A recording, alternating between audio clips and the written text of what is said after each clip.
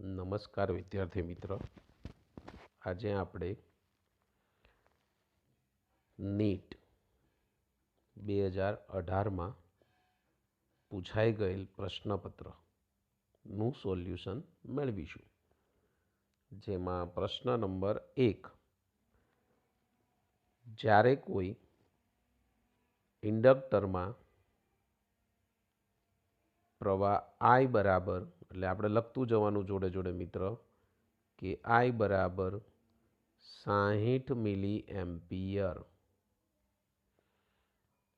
હોય છે, ત્યારે આ ઇન્ડક્ટરમાં સંગ્રહિત ચુંબકીય સ્થિતિ ઉર્જાને અહીંયા બે પ્રકારે ઓળખાય છે. એક તો તમને અહીંયા આપવામાં આવ્યું છે PE, અથવા તમે સાદી ભાષામાં U પણ કહી શકો છો.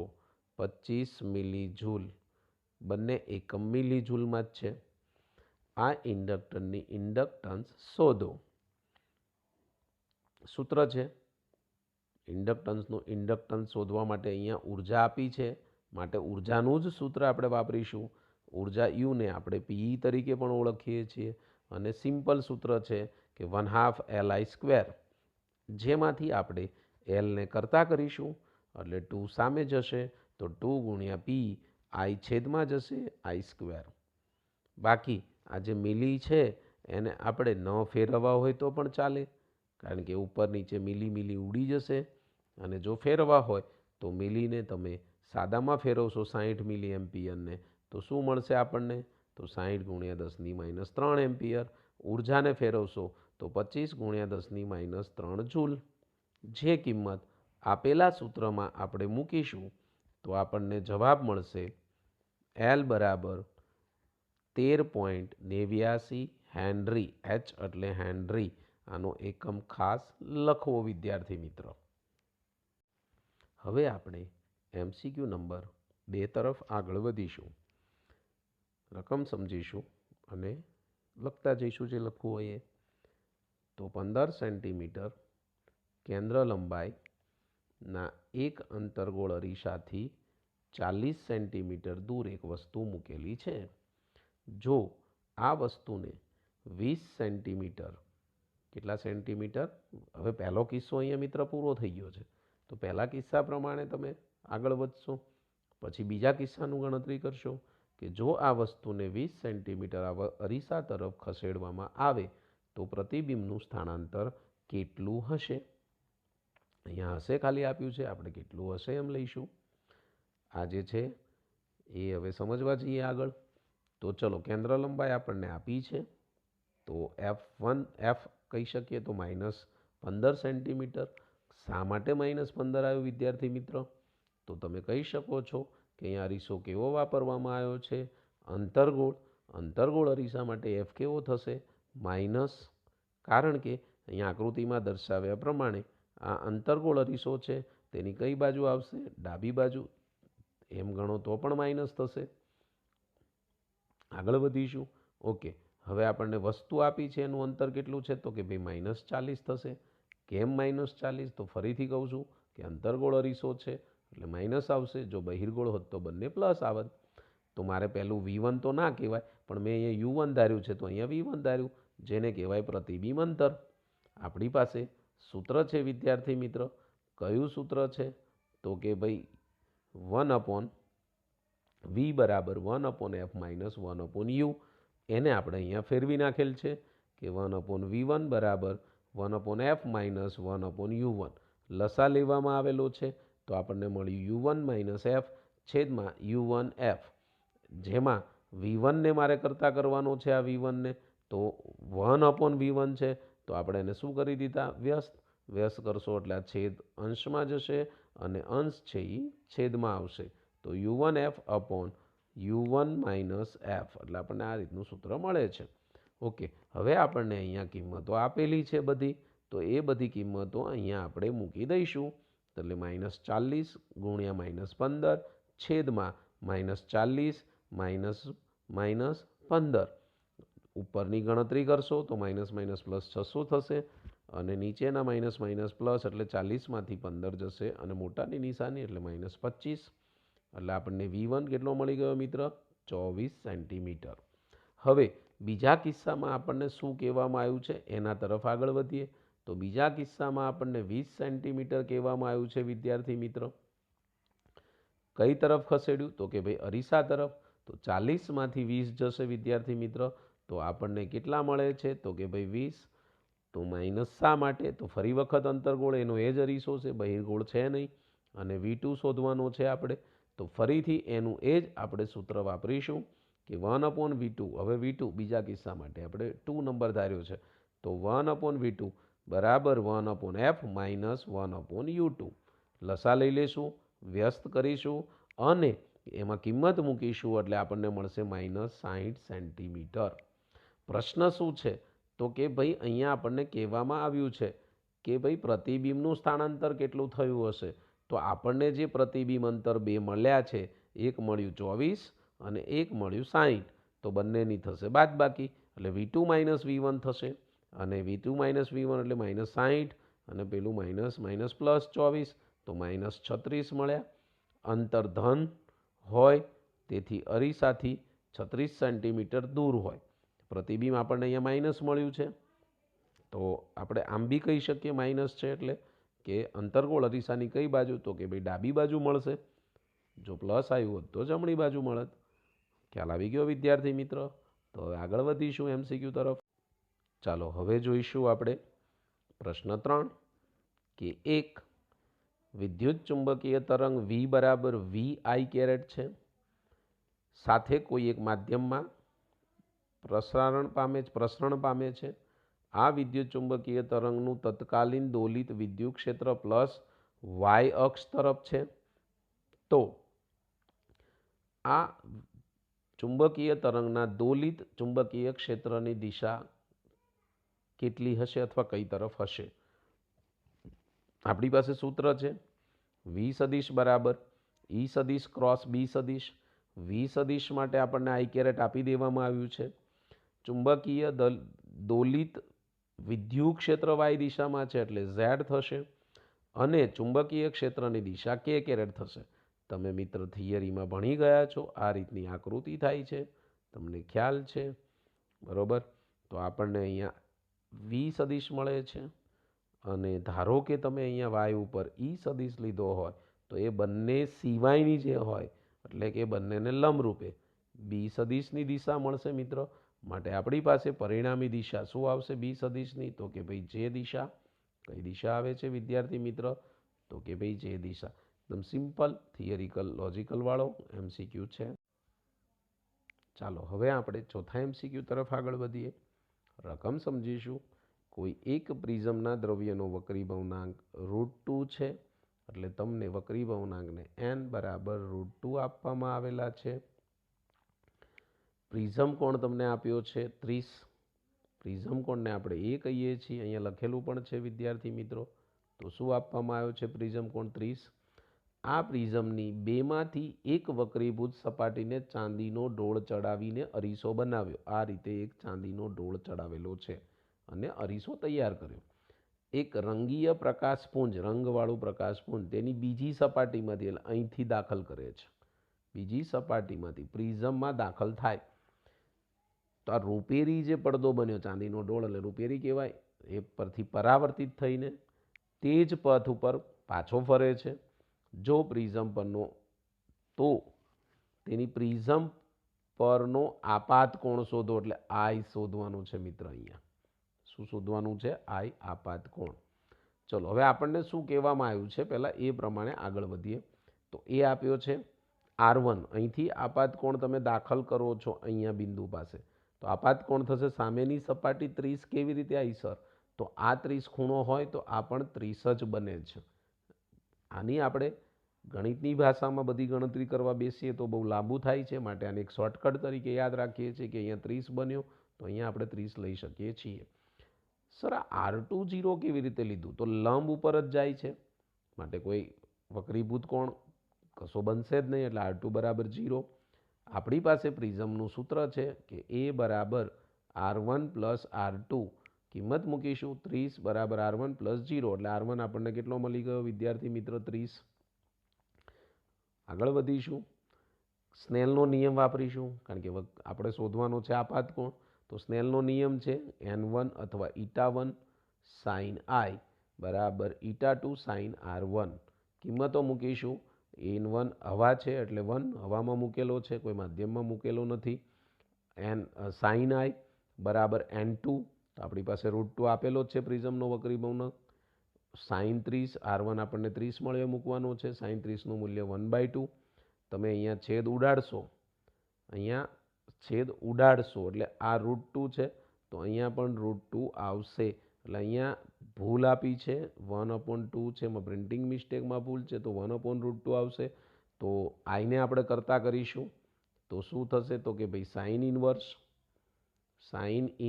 1/√2, સાઇન ઇન્વર્સ 1/√2 કરશો એટલે તમને મળી જશે 45. તો આ દાખલાનો આપણો જવાબ શું આવે છે, તો કે ભાઈ 45 આવે છે. આપણો જવાબ ડી ઓપ્શનમાં 45 મળે છે. ચાલો MCQ નંબર 5 તરફ આગળ વધીએ.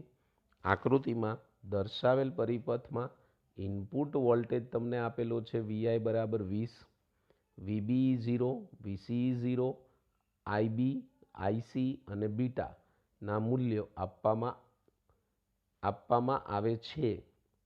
યાને કે IB, IC અને બીટાના મૂલ્ય શોધવાના છે. આપણને એક આકૃતિ અહીંયા મિત્ર આપેલી છે. તમે આકૃતિમાં નજર કરો તો આ જે પાર્ટ છે એ આપણા માટે ઇનપુટ થશે અને આ જે પાર્ટ છે જે હું લાઇનિંગ કરું છું એ આઉટપુટ થશે. તો આપણે શરૂઆતમાં પહેલું જ કામ કરીશું ઇનપુટ લેવાનું. તો પહેલું ઇનપુટ તો અહીંથી દાખલ થાય VIથી, તો આપણે શું લખીશું, VI બરાબર અહીંયા વોલ્ટેજ RBનો વોલ્ટેજ IB RB થાય અને પ્લસ આ બે છેડા વચ્ચે અહીંયા શું મળશે આપણને, આ બે છેડા વચ્ચે VBE, તો VBE લખવામાં આવ્યું છે.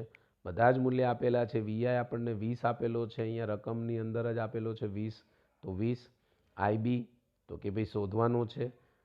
RB આપણને કેટલો આપ્યો છે અહીંયા, તો કે 500 કિલો ઓમેગા, તો 500 ગુણ્યા 10⁻³ અને પ્લસ VBE રકમમાં આપ્યો છે 0.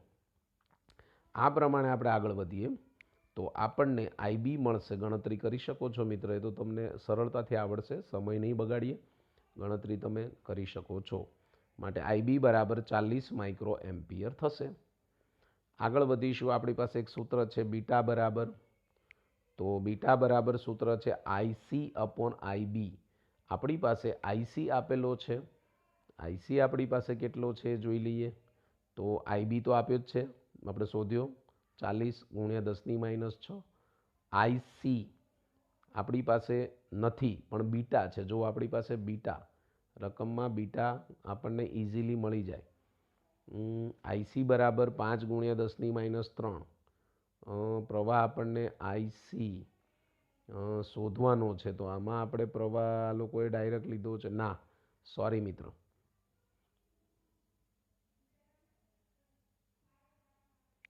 અહીંયા આપણને IC આઉટપુટ દ્વારા મળશે, રકમમાં આપેલો નથી. તો તમે એ જોઈ શકો છો કે અહીંયા આપણને આઉટપુટ આવશે. તો આઉટપુટમાં વોલ્ટેજ 20 છે. પછી RC, તો એની વચ્ચે વોલ્ટેજ તમારી પાસે આવશે, તો અહીંયા કહી શકીએ ICRC પ્લસ VCE અને 20 બરાબર IC ગુણ્યા 4 ગુણ્યા 10⁻³ અને પ્લસ 0. એના ઉપરથી IC આપણને મળી ગયો. રિયલમાં આ આપણે લાસ્ટમાં શોધવાનું છે, એટલે પહેલાં આપણે IB શોધવાનું, પછી IC અને એના ઉપરથી આપણને બીટા મળશે. સૂત્ર છે બીટાનું IC/IB. કિંમત મૂકશો એટલે જવાબ આવશે. આપણે સમય નહીં બગાડીએ અને આગળ વધીશું. હવે આપણે પ્રશ્ન 6 જોઈશું. એક PN જંકશન ડાયોડમાં ગરમ કરતા થતા તાપમાનનો ફેરફાર. તો વિદ્યાર્થી મિત્ર તો થિયરિકલ છે. એ ઓપ્શન શું આપ્યું છે, PN જંકશનની સમગ્ર V વિરુદ્ધ I લાક્ષણિકતાઓને અસર કરે છે. પહેલો જવાબ જ આવી જશે કારણ કે એ સમગ્ર લાક્ષણિકતાને અસર કરે છે. બી ફક્ત રિવર્સ અવરોધને અસર કરે છે. તાપમાનનો ફેરફાર છે. PN જંકશન ડાયોડમાં ગરમ કરતા થતા તાપમાનનો ફેરફાર, તો રિવર્સ બાયસ અવરોધને કોઈ ફરક ના પડે. PN જંકશન અવરોધને અસર કરતો નથી એટલે PN જંકશનને તો અસર કરવાનો જ છે અવરોધને. ફોરવર્ડ બાયસ અવરોધમાં કોઈ ફેર ના પડે તો ફરક શું પડે તો વી અને આઈના મૂલ્યમાં ફેરફાર પડે છે. પ્રશ્ન 7. નીચે આપેલ ગેટ્સની ગોઠવણીમાં, અહીંયા નીચે આપણને ગેટ્સની ગોઠવણી આપેલી છે. એમાં એ અને બી ઇનપુટ્સ છે અને વાય આઉટપુટ્સ છે. તો નીચેનામાંથી કયું લખી શકાય 4 ઓપ્શનમાંથી? જોઈએ સૌ પ્રથમ તો પહેલાં આ જે બે ગેટ છે એ કયા છે એ તમને ખબર હોવી જોઈએ. તો આ બે ગેટ છે એ એન્ડ ગેટ છે. આ ગેટ છે એ આપણી પાસે કયો ગેટ છે તો કે ભાઈ ઓર ગેટ છે. અને આ બે જે ગેટ છે એ કયા ગેટ તરીકે આપેલા છે? Not gate. આ આપણને પહેલાં ખ્યાલ હોવો જોઈએ. આગળ વધીશું. હવે એ છે એ સિમ્પલ સીધો અહીંયા જશે એટલે અહીંયા આપણને એ જ મળશે. એટલે જો અહીંયા એ લખેલ છે. બી છે એ નોટમાંથી પસાર થાય છે એટલે અહીંયા બીનો બાર થઈ જશે. જુઓ પછી પહેલાં આનું પૂર્ણ કરીએ આપણે. તો અહીંયા જુઓ તમે એ બાર અને બી બાર આવ્યા. ઓકે, કયો ગેટ છે આ મેં તમને કીધેલું તો એન ગેટ છે. એન ગેટનું ઓપરેટર ડોટ છે માટે A dot B bar. Simple logic. Second, અહીંથી એ આવે છે તો નોટ ગેટમાંથી પસાર થાય છે તો એનું વ્યસ્ત એટલે કે બાર થઈ જશે એનો બાર. એવી રીતે અહીંથી બી આવે છે તો બીનો બી જ રહેશે. અને નોટ ગેટ તો એ બાર ડોટ બી બાર. હવે બંને ઓર ગેટમાંથી ઓપરેટરમાંથી પસાર થાય છે તો A dot B bar plus operator છે. તમને ખબર છે કે ઓર માટે કયું ઓપરેટર આવે છે? યાદ રાખવાનું. એન્ડ માટે ડોટ ઓપરેટર છે અને ઓર માટે પ્લસ ઓપરેટર વપરાય છે. તો આપણો જવાબ આવશે A dot B bar plus A bar dot B. હવે પ્રશ્ન 8. એક કાળા પદાર્થ દ્વારા ઉત્સર્જિત પાવર. એક કાળો પદાર્થ છે જેમાં ઉત્સર્જિત પાવર પી છે. પી આપવામાં આવેલો છે. તે લેમ્બડા 0 તરંગ લંબાઈ પર મહત્તમ ઉર્જા ઉત્સર્જિત કરે છે. જો આ કાળા પદાર્થનું તાપમાન બદલવામાં આવે છે કે જેથી હવે લેમ્બડા 0નું મૂલ્ય કેટલું આપ્યું છે? 3/4 લેમ્બડા 0 તરંગ લંબાઈ મહત્તમ ઉર્જા ઉત્સર્જિત કરે છે તો તેના દ્વારા ઉત્સર્જાતો પાવર એનપી થાય છે. તો એનનું મૂલ્ય શોધો. તમને બે કિસ્સા આપેલા છે. તો મહત્તમ ઉત્સર્જિત પાવર તો તમને એટલી ખબર હોવી જોઈએ, સૂત્ર આવડવું જોઈએ કે કાળા પદાર્થમાં મહત્તમ ઉત્સર્જિત પાવરનું સૂત્ર છે પી બરાબર ઈ સિગ્મા એ ટીની 4 ઘાત. શું છે? ઉત્સર્જિત પાવરનું સૂત્ર પી બરાબર ઈ સિગ્મા એ ટીની 4 ઘાત, જેમાં ઈ એ સિગ્મા અચળ છે માટે આપણે પી ચલે છે ટીની 4 ઘાત લખી શકીએ છીએ. અને આ ચેપ્ટરમાં તમે વિનના સ્થાનાંતરનો નિયમ પણ ભણ્યા છો. તો વિનના સ્થાનાંતરના નિયમ પરથી ટી ચલે છે 1/લેમ્બડા એમ. આ કિંમતને આપણે પાવરમાં મૂકી દઈએ ટીની જગ્યાએ તો આપણને નવું સૂત્ર મળે છે. પી ચલે છે 1/લેમ્બડા એમ ની 4 ઘાત. હવે આપણી પાસે અહીંયા કેટલા કિસ્સા છે તો કે ભાઈ બે. તો પ્રથમ કિસ્સા માટે જો આ પાવરનું સૂત્ર હું બનાવવા જઈશ તો મને મળશે P1 ચલે છે 1/લેમ્બડા M1. બીજું બનાવવા જઈશું આના પરથી તો P2 બરાબર 1/લેમ્બડા M2 ની 4 ઘાત. આગળ P1માં 4 લખવાનું ભૂલી ગયો તો હું, તમે લખી શકો છો. આગળ વધીશું. બંનેનો ગુણોત્તર લેવાનો છે વિદ્યાર્થી મિત્ર. તો જે બે સૂત્ર મેં તમને સમજાયા એનો અહીંયા ગુણોત્તર લીધો. ઓકે, હવે તમને લેમ્બડા M1 રકમની અંદર લેમ્બડા 0 આપેલો છે અને લેમ્બડા M2 બરાબર 3 લેમ્બડા 0/4 આપેલ છે. આ બંનેની કિંમત અહીંયા મૂકી તો આપણને 3/4, કારણ કે લેમ્બડા 0 ઉડી જશે આ રીતે. તો 4 છેદનો છેદ અંશમાં જશે માટે 4/3ની 4 ઘાત. ઓકે, P2 તમને આપવામાં આવેલો છે કે પહેલાં કરતાં એ NP1 છે તો મેં અહીંયા એ કિંમત મૂકી દીધી P2ની જગ્યાએ. માટે 4 કરશો એટલે 256, 3 કરશો એટલે 81, તો P1 ઉડી જશે એટલે n બરાબર તમને મળશે 256/81. તો આપણો જવાબ આવે છે સી, 256/81. MCQ number 9. બે તારો સમાન દ્રવ્યના છે, એટલે બે જે તાર આપ્યા છે એ સમાન દ્રવ્યના બનેલા છે. રકમ મિત્ર ખાસ સમજવી તો જ MCQમાં ખ્યાલ આવશે. સરખું કદ ધરાવે છે, દ્રવ્ય સમાન છે, કદ સરખું છે. પહેલા તારના આડછેદનું ક્ષેત્રફળ એ છે, બીજા તારના આડછેદનું ક્ષેત્રફળ 3a છે, એટલે ક્ષેત્રફળ 3 ગણું કરવામાં આવેલું છે. તમે સાઈડમાં લખવું હોય તો લખતા જઈ શકો છો કે A1 બરાબર a અને A2 બરાબર 3a, આવું લખી શકો છો સાઈડમાં. આગળ વધીશું. F જેટલું બળ આપીને પહેલા તારની લંબાઈમાં ડેલ્ટા L જેટલો વધારો કરવામાં આવે છે, તો બીજા તારને ખેંચીને તેની લંબાઈમાં આટલો જ વધારો કરવો હોય તો કેટલા જથ્થાનું બળ જોઈએ? એટલે આપણે બળ શોધવાનું છે. તો આપણી પાસે યંગ મોડ્યુલસનું સૂત્ર છે. મિત્ર, અહીંયા પ્રિન્ટિંગ મિસ્ટેક છે, થોડો L લખવાનો ભૂલાઈ ગયો છે. તો યંગ મોડ્યુલસ Y બરાબર FL, Fની બાજુમાં L આવશે. હું અહીંયા ફરીવાર તમને લખીને સમજાવું છું કે FL upon A delta L, આ રીતનું સૂત્ર છે. L ભૂલાઈ ગયો છે. આગળ વધીશું. તો આપણે તો અહીંયા કદ બરાબર આપણી પાસે સૂત્ર છે, કદ V બરાબર A ઇન્ટુ L. Lને કરતા કરીશ એટલે V/A. આ Lની કિંમત હું આ સમીકરણમાં મૂકીશ તો મને સૂત્ર મળશે Y બરાબર અથવા તો ગેમા બરાબર FV અપોન, અહીંયા A છે, અહીંયા પણ A છે તો A² અને ડેલ્ટા L. આ સૂત્રમાંથી આપણે Fને કરતા કરીશું તો gamma A² delta L upon V માં Y એટલે કે gamma V delta L V સમાન છે એટલે અચળ લઈ શકાય, તો F ચલે છે A². હવે બે કિસ્સા છે, તો F1 ચલે છે A². આગળના MCQમાં સમજાયો તે પ્રમાણે બે કિસ્સા છે. F2 ચલે છે, અહીંયા A1નો સ્ક્વેર કહીશ, અહીંયા આપણે A2નો સ્ક્વેર કહીશું. તો આ બંનેનો ગુણોત્તર લેવામાં આવે તો આપણને મળશે F2 અપોન F1 બરાબર A2 અપોન A1નો હોલ સ્ક્વેર.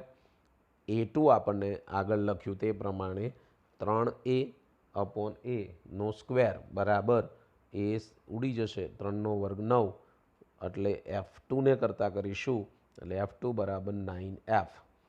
ઘણી વખત આમાં Aનું મૂલ્ય બદલી શકે છે.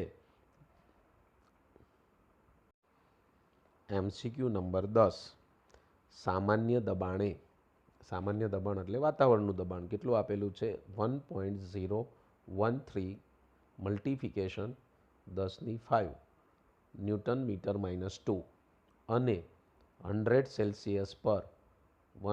સેલ્સિયસ પર પાણીના એક નમૂનાને 100 સેલ્સિયસ પર 0.1 ગ્રામ વરાળમાં ફેરવવા માટે 54 કેલરી ઉષ્મા ઉર્જાની જરૂર પડે છે. જો ઉત્પન્ન થતી વરાળનું કદ 167.1 cc છે, તો આ નમૂનાની આંતરિક ઉર્જામાં થતો ફેરફાર શોધો. મિત્રો, પહેલાં આપેલું શું છે તે સમજી લઈએ કે પહેલાં આપણને ડેલ્ટા Q આપેલો છે, અહીંયા જોઈ શકો છો ડેલ્ટા Q. બીજું તમને આપ્યું છે વાતાવરણ દબાણ P, એટલે P બરાબર તમે લખી શકો 1.013 મલ્ટિફિકેશનમાં 10⁵ ન્યૂટન મીટર -2. પછી તમને 100 સેલ્સિયસ એક તાપમાન આપવામાં આવ્યું છે કે ભાઈ 100 સેલ્સિયસ તાપમાને. પછી સેકન્ડ આપ્યું છે 0.1 ગ્રામ વરાળમાં ફેરવવા માટે કેટલી ઉર્જા આપી તમે? તો કે ભાઈ 54 કેલરી. કેલરીને તમારે જૂલમાં ફેરવવા પડે. જૂલમાં ફેરવવા માટે 4.18 વડે ગુણવા પડે, એટલે 225.75 જૂલ તમને મળશે. સમીકરણ 1 આપી શકાય. ઓકે, હવે વરાળનું કદ આપી દેવામાં આવ્યું છે 1 cc બરાબર કેટલા? તો 1 cc બરાબર 10⁻6 મીટર ઘન. તમે ભણી ગયા છો સિમ્પલ લોજિક કે 1 cc એટલે 1 ખાલી જો c હોય તો 10⁻3, અહીંયા આપણને 10⁻2 એનો ઘન કીધો છે એટલે ડાયરેક્ટ જ યાદ રાખવાનું 1 cc બરાબર 10�6 મીટર ઘન. તમારે પહેલાં તો ડાયરેક્ટ આંતરિક ઉર્જાનું સૂત્ર જો લેવું હોય તો તમારી પાસે સૂત્ર છે આ ચેપ્ટરમાં. સૂત્ર મિત્ર આવડવા જોશે તો જ આ એમસીક્યુ આવડશે. ડેલ્ટા યુ બરાબર ડેલ્ટા ક્યુ માઇનસ ડેલ્ટા ડબલ્યુ. તમને ડેલ્ટા ક્યુ આપેલો છે એટલે એને શોધવાની જરૂર નથી, પણ ડેલ્ટા ડબલ્યુ નથી. તો પહેલું કામ આપણે ડેલ્ટા ડબલ્યુ શોધવા જઈશું. ડેલ્ટા ડબલ્યુ બરાબર પણ સૂત્ર છે પી ડેલ્ટા વી. ડેલ્ટા વી બરાબર V2 માઇનસ V1. V2 બરાબર વરાળનું કદ, V1 બરાબર પાણીનું કદ. પી તમને આપેલો છે 1.013 ગુણ્યા 10⁵. V2 તમને આપેલો છે, કેટલો આપેલો છે V2 તમારી પાસે છે અવેલેબલ, તમે જોઈ શકો છો 1 cc એટલે 167.1 cc, તો એને 10⁻6 વડે ગુણી અહીંયા લખી નાખવાનું છે. V1 ક્યાં છે સાહેબ, તો અહીંયા આપ્યું છે 0.1 વરાળમાં ફેરફાર કરવા માટે 0.1 ગ્રામ છે, ગ્રામને તમે કિલોગ્રામમાં ફેરવો, પાછું એનું કદ શોધવાનું છે એટલે 0.1 ગુણ્યા 10⁻6. આની બાદબાકી કરીશું અને આની સાથે ગુણીશું એટલે આપણને જવાબ મળશે 16.917. આપણી પાસે સૂત્ર અવેલેબલ છે. કયું સૂત્ર અવેલેબલ છે તમને પહેલાં જ કીધું કે ડેલ્ટા યુ બરાબર ડેલ્ટા ક્યુ માઇનસ ડેલ્ટા ડબલ્યુ. બંનેની બાદબાકી કરો એટલે નિયર અબાઉટ લગભગ નજીકનું મૂલ્ય મળે. ડેલ્ટા યુ બરાબર 208.7. તો આપણો જવાબ અહીંયા ડી આવે છે. 208.7 એની નજીકનું મૂલ્ય આવે છે. MCQ number 11. આર ત્રિજ્યાનો એક નાનો ગોળો સ્થિર સ્થિતિમાં એક સ્નિગ્ધ પ્રવાહીમાં પડે છે. પ્રવાહી તરીકે તમે કંઈ પણ લઈ શકો છો, ઓઇલ કંઈ પણ લઈ શકો છો. આ પ્રયોગ પણ તમે પ્રયોગશાળામાં ભણી ચૂક્યા છો. સ્નિગ્ધ બળના પરિણામે ઉષ્મા ઉત્પન્ન થાય છે, એક ઉષ્મા ઉત્પન્ન થાય છે. જ્યારે આ ગોળો જ્યારે તેના ટર્મિનલ વેગ પ્રાપ્ત કરશે ત્યારે ઉષ્મા ઉત્પન્ન થવાનો દર, તો ઉષ્મા ઉત્પન્ન થવા માટે આપણી પાસે સૂત્ર છે. ઉષ્મા ઉત્પન્ન થવાના દરનું સૂત્ર છે dq/dt બરાબર FV ઇન્ટુ વી ટાઉ, જ્યાં FV બરાબર શાંતા બળ, વી ટાઉ બરાબર ટર્મિનલ વેગ, અને ટર્મિનલ વેગનું સૂત્ર છે કે 6π ઈટા આર વી ટાઉનો સ્ક્વેર, જેમાંથી 6π ઈટા અચળ છે માટે મને મળ્યું આર વી ટાઉનો સ્ક્વેર. આ જ કિંમત આપણે અહીંયા મૂકીશું. અહીંયા જે બળ છે એ બળ તો અચળ છે, માટે મને સૂત્ર શું મળશે તો કે ભાઈ dq/ડી ટાઉ અથવા ડીટી બરાબર, અથવા તો ચલે છે આપણે ચલનમાં જ લઈએ તો શું વધશે આર વી ટાઉનો સ્ક્વેર. ઓપ્શનમાં તમે જોઈ શકો છો કે ત્રિજ્યા સ્વરૂપે જ લેવાનું છે આપણે તો વી ટાઉ પાછું શોધવા જવો પડે. તો વી ટાઉનું પણ આપણી પાસે સૂત્ર છે કે વી ટાઉ બરાબર 2/9 r² g/ઈટા ડેલ્ટા માઇનસ સિગ્મા. બાકીના પદો અચળ છે, ખાલી આરને જ રાખીશું એટલે ડી ટાઉ r². આ r²ની કિંમત મારે અહીંયા મૂકવાની વી ટાઉની જગ્યાએ. તો સ્ક્વેરનો સ્ક્વેર એટલે કેટલી ઘાત થશે અહીંયા તો તમે જોઈ શકો છો કેટલી ઘાત થઈ શકે છે અહીંયા કે r/4 થશે. જોઈએ તો આપણને અહીંયા r² એટલે કેટલી ઘાત થઈ જશે તો 4 ઘાત. 4 ઘાત અને બાજુમાં r છે એટલે 5 ઘાત. તો આપણને જવાબ શું મળે છે તો કે ભાઈ r5 મળે છે. સી જવાબ. MCQ number 12. જ્યારે 2V0 આવૃત્તિનો પ્રકાશ, એટલે V0 એટલે બધાને ખ્યાલ હશે થ્રેશોલ્ડ આવૃત્તિ, ધાતુની એક પ્લેટ પર આપાત થાય છે તો ઉત્સર્જાતા ઇલેક્ટ્રોનનો મહત્તમ વેગ v1 છે, જ્યારે આપાત વિકિરણોની આવૃત્તિ વધારીને 5v0, પહેલાં હતી આવૃત્તિ 2v0, હવે કેટલી કરવામાં આવી 5v0. તો આ પ્લેટ વડે ઉત્સર્જાતા ઇલેક્ટ્રોનનો મહત્તમ વેગ v2 છે, તો v2 થી v1નો ગુણોત્તર એટલે કે v1/v2નો ગુણોત્તર શોધવાનો કીધો છે. આપણી પાસે આઈન્સ્ટાઈનનું સૂત્ર છે 1/2 mv² ઇક્વલ ટુ h. તમને બધાને ખબર છે કે અહીંયા આવૃત્તિ આવે છે, તો કે ભાઈ આપણે લખીએ છીએ ત્યારે fvo, અથવા તો આપણે કહી શકીએ fvo fo લખો તો પણ ચાલે, માઇનસ અહીંયા આવૃત્તિ જે આવશે એ ખાલી f આવશે, તો અહીંયા આવશે 5 બરાબર પણ આપણે લઈ શકીએ છીએ. પણ આપણી પાસે અહીંયા સૂત્ર વાપરીશું 1/2 mv1² બરાબર h. ત્યારે આપણને આવૃત્તિ આપી છે 2v0, તો 2v0 માઇનસ hv0, એ તો થ્રેશોલ્ડ આવૃત્તિ ઓલરેડી હોય જ, બાદ બાકી કરશું એટલે સમીકરણ 1 મળી ગયું. આવી જ રીતે આપણને હવે કેટલી આવૃત્તિ કરી છે 5v0, તો ફરીવાર આનું આ જ સૂત્ર 2v0ની જગ્યાએ 5v0 અહીંયા વાપરીશું, બાદ બાકી કરીશું, સમીકરણ નંબર 2 મળશે. સમીકરણ 2, તો 1 અને 2નો ગુણોત્તર લેતા v1/v2² બરાબર 1/4, કારણ કે 1/2 અને m અને v0 અને h ઉડી જશે. વર્ગ કાઢીશું તો અંડર રૂટમાં 1/4 એટલે આવશે 1/2. તો ગુણોત્તર આપણને મળે છે વિદ્યાર્થી મિત્ર અહીંયા 1/2, એટલે આપણો જવાબ આવશે બી 1/2. MCQ number 13. કોઈ એક રેડિયોએક્ટિવ દ્રવ્ય માટે અર્ધઆયુની સંજ્ઞા ટાઉ 1/2 તમને બધાને ખ્યાલ હશે મિત્ર, કેટલી આપેલી છે 10 મિનિટ. જો પ્રારંભમાં ન્યુક્લિયસની સંખ્યા એટલે n0 કહેવાય, તો n0 બરાબર 600. આવી નોંધ કરતી જવી દાખલાની રકમ વાંચો ત્યારે કે MCQની રકમ વાંચો ત્યારે. તો 450 ન્યુક્લિયસના ક્ષય માટે અહીંયા લાગતો સમય આવશે, બાકતો સમય નહીં, મિનિટમાં શોધો.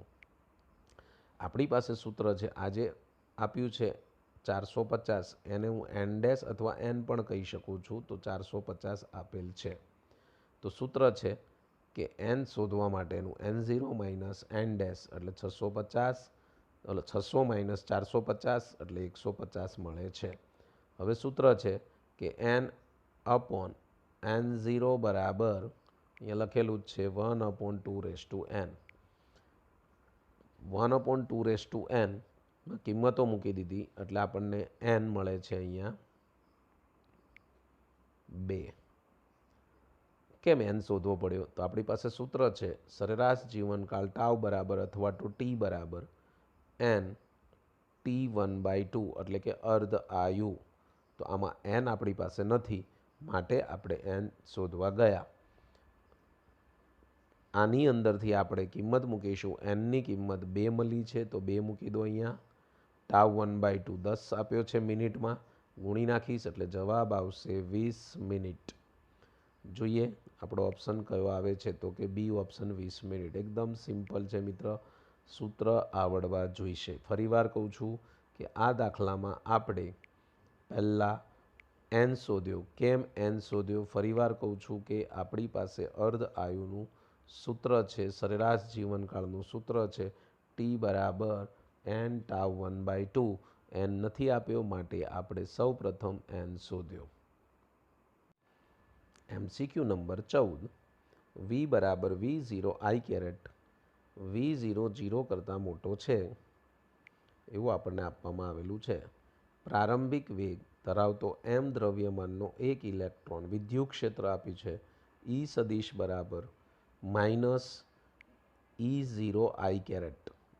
E0 અચળ 0 કરતાં મોટો માં t બરાબર 0 સમયે પ્રવેશે છે. એટલે કે એમ કીધું છે પ્રારંભિક વેગ ધરાવતો એટલો વેગ આપ્યો છે, વેગ ધરાવતો m દ્રવ્યમાનનો એક કણ વિદ્યુત ક્ષેત્રમાં t બરાબર 0 સમયે પ્રવેશે છે. પ્રારંભમાં ઇલેક્ટ્રોનની દ બ્રોગલીની તરંગ લંબાઈ λ0 છે, તો સમય t પર તેની દ બ્રોગલીની તરંગ લંબાઈ શોધો. મિત્રો આપણી પાસે પહેલાં તો સૌ પ્રથમ દ બ્રોગલીની તરંગ લંબાઈનું સૂત્ર હોવું જોઈએ. એટલે પહેલું કામ આપણે દ બ્રોગલીની તરંગ લંબાઈનું સૂત્ર અહીંથી લખવાનું સ્ટાર્ટ કરવું કે લેમ્બડા બરાબર h/mv. હવે h અને m આપણને અહીંયા અચળ લેવાના છે અને v શોધવો પડે, કારણ કે દાખલ થાય છે તો એનો વેગ બદલાય છે. તો જો વેગ બદલાતો હોય તો પહેલાં આપણે વેગ શોધવા જવું પડે. તો વેગ શોધવા માટે આપણી પાસે તમે એમ કહેશો કે આપણને તો વેગ અહીંયા આપેલો છે v0, એની વાત નથી, જ્યારે વેગ ગતિ કરે છે ત્યારની વાત છે. એટલે કે અચળ પ્રવેગી ગતિના સમીકરણ અનુસાર શોધવું પડે. તો અચળ પ્રવેગી ગતિનું સમીકરણ છે વિદ્યાર્થી મિત્રો, પહેલું સમીકરણ તમારે આ લેવાનું છે. પછી બીજું સમીકરણ અચળ પ્રવેગી ગતિનું સમીકરણ v બરાબર u પ્લસ at, યુની જગ્યાએ v0 આવશે અને એ સદિશ આપણને આપેલો નથી, માટે પહેલું કામ હું એ સદિશ શોધવા જઈશ. તો હવે આપણે એ સદિશ જોઈએ. તો એ સદિશ માટે આપણી પાસે સૂત્ર છે કે f સદિશ બરાબર m a સદિશ, જેમાંથી એ સદિશને આપણે કરતા કરશું એટલે m આના છેદમાં જશે fના છેદમાં, માટે આપણને એ સદિશ બરાબર f સદિશ બાય m, fની જગ્યાએ QE સદિશ, માટે E ક્યુની જગ્યાએ માઇનસ E સદિશની જગ્યાએ આપણને રકમમાં આપ્યો છે. શું આપેલું છે? તો કે ભાઈ minus E0 i caret upon m. તો આપણને સૂત્ર મળ્યું E0 by m i caret. આના આધારે આપણે આ જે કિંમત મળી છે એની કિંમત આ એ સદિશમાં મૂકીશું એટલે v મળશે, અને આ vની કિંમત આપણે આ જે vની કિંમત મળી છે એ આપણે અહીંયા તરંગ લંબાઈના સૂત્રમાં મૂકીશું, દ બ્રોગલીની તરંગ લંબાઈમાં, એટલે આપણને આ સૂત્ર મળશે. આ બધામાંથી આપણે v0 કોમન કાઢીશું. અહીંયા આપણી પાસે v0 કોમન નીકળશે. v0 અહીંયા છે નહીં તો ઉપર નીચે ગુણવાના એટલે નીચે આવશે, ઉપરથી બહાર જતો રહેશે.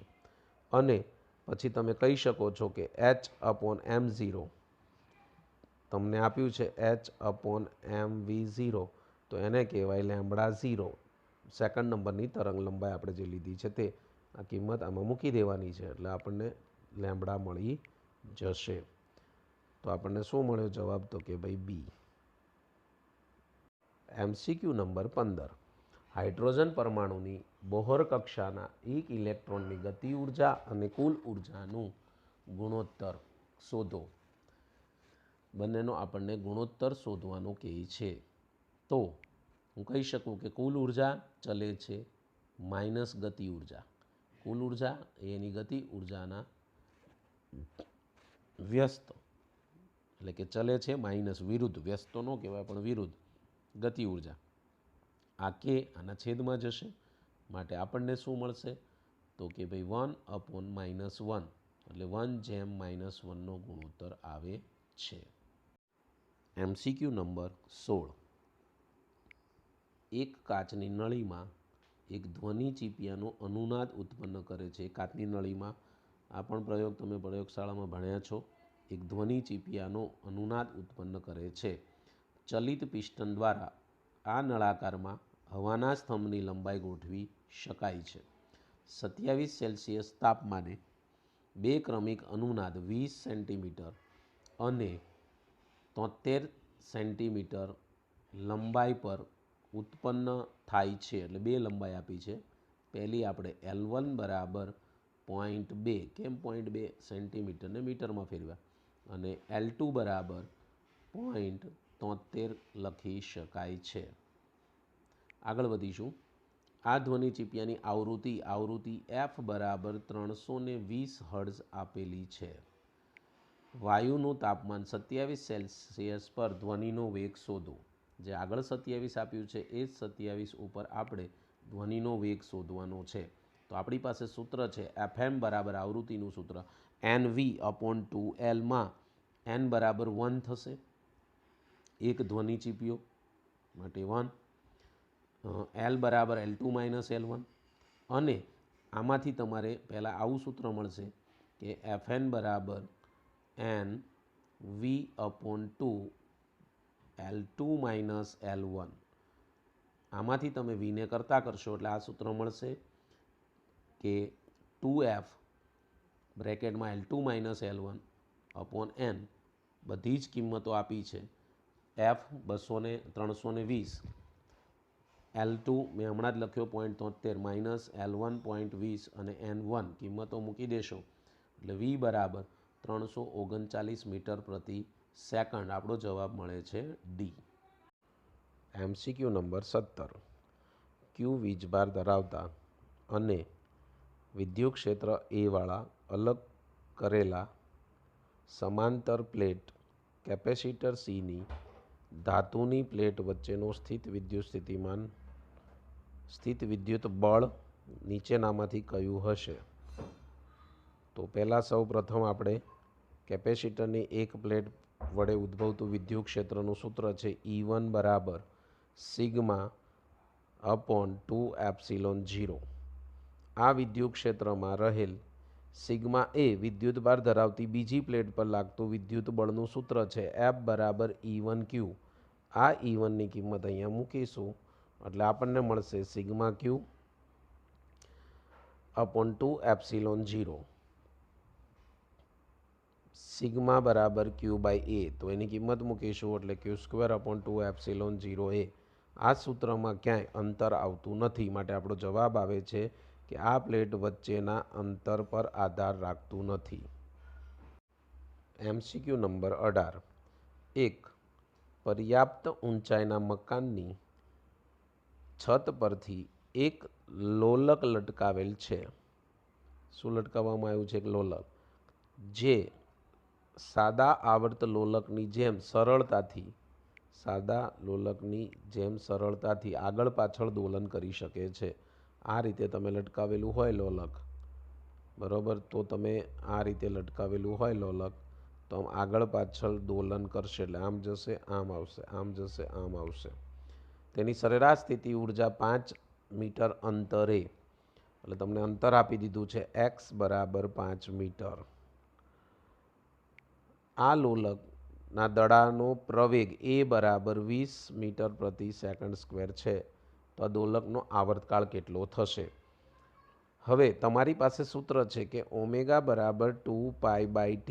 આમાંથી ટીને કરતા કરશો એટલે ટી બરાબર 2π/ઓમેગા. ઓમેગા નથી આપ્યો તો આપણે પહેલાં ઓમેગા શોધવા જઈશું. આપણી પાસે ઓમેગા માટેનું સૂત્ર છે કે ઓમેગા સ્ક્વેર બરાબર a/x, જે આ થિયરીમાં, આ ચેપ્ટરની થિયરીમાં આવી ગયું છે. ઓમેગા એને કરતાં કરીશું એટલે ઓમેગા સ્ક્વેર એક્સ માટે આપણને એ કેટલો આપ્યો છે 20, તો ઓમેગાને કરતાં કરીશું એટલે 20/5 4 આવશે, 4 પંચાને 20, એનું વર્ગમૂળ કાઢીશું એટલે 2. સૂત્ર હમણાં જ મેં તમને સમજાવ્યું કે ઓમેગા બરાબર 2π/t. ઓમેગાની કિંમત અહીંયા 2 મૂકવામાં આવી છે. ટીને કરતાં કરશો એટલે 2π/2 અને 2 ઉડી જશે એટલે આપણને મળશે પાઈ. તો આપણો જવાબ આવે છે ડી, પાઈ સેકન્ડમાં પૂરું થશે. MCQ number 19.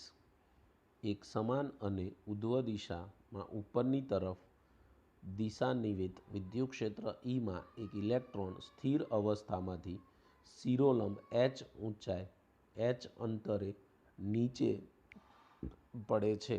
આની આકૃતિ આપણે અહીંયા સુધી સમજીએ તો આ રીતે ધારો કે આ ઊંચાઈ h છે. સમાન ઉધ્વ દિશામાં, એટલે વિદ્યુત ક્ષેત્ર આ રીતે સમાન હશે ઉપર તરફ, અને એક ઇલેક્ટ્રોનને અહીંયા સ્થિર સ્થિતિમાંથી, એટલે ઇલેક્ટ્રોનનો પ્રારંભિક વેગ V0 બરાબર 0 થશે, જે રીતે પડવા દેવામાં આવે છે. હવે આ વિદ્યુત ક્ષેત્રની દિશાનું માન સમાન રાખી, માન સમાન એટલે મૂલ્ય સમાન, પરંતુ દિશાઓ આ રીતે ઊંધી કરવાની છે. પહેલાં ઉધ્વ હતી, હવે અધો થઈ જશે. અને આ શિરોલંબ અંતર h, એટલે અંતર પણ h જ છે. પ્રોટોનને હવે પડતો મૂકવામાં આવે છે, તો પ્રોટોનને પડતા લાગતા સમયની સરખામણીમાં ઇલેક્ટ્રોનને પડતા લાગતો સમય શોધો. એટલે કઈ પ્રકારે હશે? તો કે બેના સરવાળા જેટલો હશે, નાનો હશે, 10 ગણો મોટો હશે, 5 ગણો મોટો હશે. આમાંથી આપણે એક જવાબ આપવાનો છે. તો સૌ પ્રથમ મારે સમય શોધવો પડે. આવો ચોપડીમાં આપણી એનસીઆરટી બુક છે એટલે એમાં આ પ્રકારનું એક ઉદાહરણ આપેલું છે. આપણી પાસે ગતિ ઉર્જાનું એક સમીકરણ છે S બરાબર V0t plus 1/2 AT square. V0 બરાબર 0 થશે.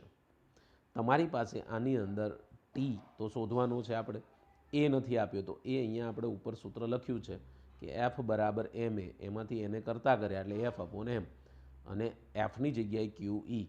આ મૂલ્ય 0 અહીંયા મૂકીશું એટલે તો 0 થઈ જશે. આ મૂલ્યની કિંમત અહીંયા એની જગ્યાએ મૂકીશું તો આપણને એસ બરાબર 1/2 ક્યુ ઈ બાય એમ ટી સ્ક્વેર મળે છે, જેમાંથી આપણે ટી સ્ક્વેરને કરતાં કરીશું તો માટે મળશે 2SM બાય ક્યુ ઈ. આની અંદર 2S ક્યુ અને ઈ સમાન છે માટે હું કહી શકું ટી ચલે છે એટલે પહેલાં વર્ગ કાઢ્યો, પછી વર્ગમૂળમાં આવશે અને આપણે જે અચળ છે એ કાઢી નાખીએ એટલે ટી ચલે છે √m. તમે અહીંયા કહી શકો છો કે પ્રોટોનના દળને એમપી કહેવાય અને ઇલેક્ટ્રોનના દળને એમઈ કહેવાય. તો એ લખ્યું છે પ્રોટોનનું દળ ઇલેક્ટ્રોનના દળ કરતાં વધારે છે. આ પ્રોટોનનું દળ ઇલેક્ટ્રોનના દળ કરતાં વધારે છે, તેથી ઇલેક્ટ્રોનને ઓછો સમય લાગે છે, માટે આપણો જવાબ ઓછો એટલે કે નાનો એ આપણો જવાબ આવશે. હવે આપણે MCQ નંબર 20 જોઈશું. સૂર્યની સાપેક્ષે લંબગોળ કક્ષામાં રહેલ એક ગ્રહ એ બી સી સ્થિતિ પર અનુક્રમે ગતિ ઉર્જા એ પાસેની ગતિ ઉર્જા આપી છે કે બી પાસેની ગતિ ઉર્જા છે કે બી અને સી પાસેની ગતિ ઉર્જા છે કે સી. આકૃતિમાં બતાવ્યા પ્રમાણે આ એસી છે એ મુખ્ય અક્ષ છે તો એસ બી એને લંબ થશે. તો નીચેનામાંથી કયો સંબંધ આવે? તો આપણે જોઈએ સૌ પ્રથમ તો જે એ બિંદુ છે ત્યાં સી છે અને જ્યાં સી બિંદુ છે ત્યાં એ છે, માટે આપણે કહી શકીએ કે સી પાસે ગ્રહનો વેગ ઓછો છે, એ પાસે ગ્રહનો વેગ વધારે છે, માટે ગતિ ઉર્જા 1/2 mv સ્ક્વેર, માટે ગતિ ઉર્જા એ વી સ્ક્વેરના સમપ્રમાણમાં છે, માટે જેનો વેગ વધારે છે તેની ગતિ ઉર્જા વધારે, માટે વીએ ગ્રેટર દેન કેબી લેસ દેન કે એ ગ્રેટર દેન કેબી ગ્રેટર દેન કેસી, એટલે આપણો જવાબ આવે છે ડી. MCQ number 21. એક ઘન ગોળો છે, ગબડતી સ્થિતિમાં છે, એટલે આ રીતનો ઢાળ આપ્યો હોય આ રીતે તો અહીંથી ગોળો ગબડે એ રીતની સ્થિતિમાં છે. ગબડતી ગતિમાં પદાર્થમાં સ્થાનાંતરિતની જગ્યાએ તમે રેખીય ગતિ લખી શકો છો. સ્થાનાંતરિત ગતિ ઉર્જા એટલે રેખીય ગતિ ઉર્જા કેટી છે. ભ્રમણીય એટલે ચાક ગતિ ઉર્જા કહેવાય. ભ્રમણીય એટલે ચાક ગતિ ઉર્જા તમને આપવામાં આવી છે કે આર એક સાથ ધરાવે છે. આ ગોળા માટે કેટી જેમ એટલે કે કેટી ઉપર આવશે એટલે રેખીય ગતિ ઉર્જા છેદમાં કેટી પ્લસ કે આર.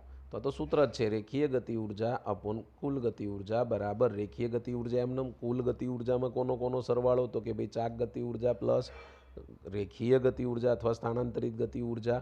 તો સૂત્ર સ્વરૂપે લખવું હોય તો કેટી અપોન કેટી પ્લસ કે આર બરાબર 1/2 mv સ્ક્વેર છેદમાં 1/2 I omega square plus 1/2 mv square. આ જ રીતે આપણે આઈ અને ઓમેગા આમાંથી આપણે આઈ શોધીશું. પહેલાં તો ગોળો છે, ગોળા માટે શું થાય એને ઘન ગોળો છે તો 2/5 mr સ્ક્વેર. આ એટલે જડત્વની ચાક માત્રા, આ ચેપ્ટરમાં તમે ભણ્યા હશો. હવે વી બરાબર આર ઓમેગા, તો આરને કરતાં કરશો એટલે વી બાય ઓમેગા. આ બંને વેલ્યુ અહીંયા આપણે મૂકીશું સૂત્રમાં તો આપણને નીચેનું સૂત્ર આપણને આપશે. તો 1/2 mv સ્ક્વેર 1/2 2 અહીંયા ઉડી જશે, પછી બંધામાંથી અને આની જગ્યાએ તમારે મૂકવાનું થશે વી આવશે અહીંયા ને, કારણ કે આ ભૂલ છે પ્રિન્ટિંગ મિસ્ટેક, વી સ્ક્વેર આવશે 1/2 કારણ કે ઉડી જશે એટલે, અને અહીંયા વી સ્ક્વેર આરની જગ્યાએ તમે મૂક્યો છે વી સ્ક્વેર અપોન આર સ્ક્વેર, એટલે આર સ્ક્વેર ઉપર નીચે આર સ્ક્વેર અહીંયા ઉડી જશે, માટે 1/2 mv સ્ક્વેર એટલે કે 5/mv square plus 1/2 mv square. તો mv સ્ક્વેર કોમન નીકળીને ઉડી જશે તો વચ્ચે તમારી પાસે 1/2 છેદમાં 1/5 પ્લસ 1/2 એનો સરવાળો કરી નાખશો તમે એટલે તમને મળશે એનો લસા લેવાનો, પછી ઉછેદ ઉડાડવાના એટલે 5/7 મળે છે. કેટલો મળે છે? 5/7 ડી. MCQ number 22. જો સૂર્યનું દ્રવ્યમાન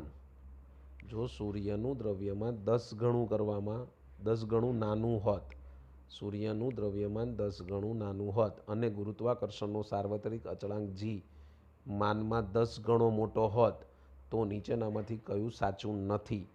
એટલે આપણે કયું સાચું આવતું નથી? તો પૃથ્વી પર g બદલાય નહીં, વરસાદના ટીપા ઝડપથી પડત, પૃથ્વી પર સાદા લોલકનો આવર્તકાળ ઘટત, ભોંય તળિયા પર ચાલવું વધુ મુશ્કેલ બનત. આપણી પાસે ગુરુત્વ પ્રવેગ જીનું મૂલ્ય છે. શું છે? તો કે GME પૃથ્વીની સપાટી ઉપર, પૃથ્વી પર છે એટલે GEE એટલા માટે લેવામાં આવ્યું છે. તો GME/RE². જીનું મૂલ્ય સૂર્યના દળ પર આધાર રાખતું નથી. ભાઈ અહીંયા કોઈ સૂર્યનો દળ ક્યાંય સૂત્રમાં આવતું નથી એટલે આધાર રાખતું નથી. પણ તેથી તેનું દળ ઘટવાની સાથે જીમાં કોઈ ફેરફાર થતો નથી. એટલે સૂર્યનું દ્રવ્યમાન 10 ગણું નાનું હોત તો કોઈ ફેરફાર ના થાય. હા, પણ ગુરુત્વાકર્ષણનો સાર્વત્રિક અચળાંક 10 ગણો મોટો, તો એના માટે હવે આપણે ગણતરી કરવી પડે. તો જીનું મૂલ્ય કેપિટલ જી પર આધાર રાખે છે. અહીંયા જોઈ શકો છો સૂત્રની અંદર. માટે જીઈ ચલે છે કેપિટલ જી. હવે આપણે સૂર્ય અને પૃથ્વી અથવા તો બે અલગ અલગ કન્ડિશન માટે લઈએ તો GE'/G બરાબર G'/G. G' બરાબર આપણને 10 ગણું કીધું છે તો 10G થશે. તો અહીંયા આપણી પાસે GG ઉડી જશે. તો આપણી પાસે શું આવે છે? તો કે ભાઈ G'/E બરાબર 10GE એટલે કે 10 ગણું થયું. માટે આપણો પહેલો જવાબ જે આપણને આપ્યો છે તે ખોટો છે કે ભાઈ પૃથ્વી પર G બદલાતો નથી. તો બદલાઈ તો ગયો મિત્ર. કેટલો આવ્યો આપણે અહીંયા જોઈ શકીએ છીએ? 10 ગણો આવે છે. કેટલો આવે છે? 10 ગણો. MCQ number 23. મુક્ત અવકાશમાં એક ઘનગોળો તેની સમમિત અક્ષને અનુલક્ષીને ભ્રમણ કરે છે. આ ગોળાની ત્રિજ્યા તેનું દ્રવ્યમાન સમાન રાખીને વધારવામાં આવે. દ્રવ્યમાન સમાન રાખીને ગોળાની ત્રિજ્યા તેનું દ્રવ્યમાન સમાન રાખીને વધારવામાં આવે તો નીચેનામાંથી કઈ ભૌતિક રાશિ આ ગોળા માટે અચળ રહેશે? તો કોણીય વેગમાન થિયરિકલ છે કે ભ્રમણ કરતા ગોળા પર બાહ્ય ટોર્ક લાગતું નથી, તેથી કોણીય વેગમાન અચળ રહે છે. એટલે કે કોણીય વેગમાનના સંરક્ષણના નિયમનું પાલન થાય